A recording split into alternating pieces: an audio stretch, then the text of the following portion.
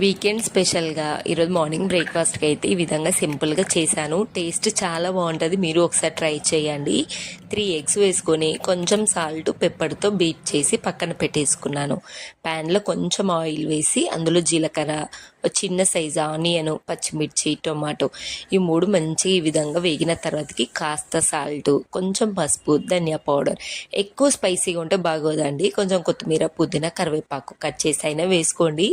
So ఈ విధంగా దగ్గరికి అన్న తర్వాతకి కొంచెం బీట్ చేసుకున్నాం కదా ఇందాక, ఈ గంతి ఇందులో పోర్ చేసి పైన కొంచెం oregano, red chilli flakes, cheese తురిమాను.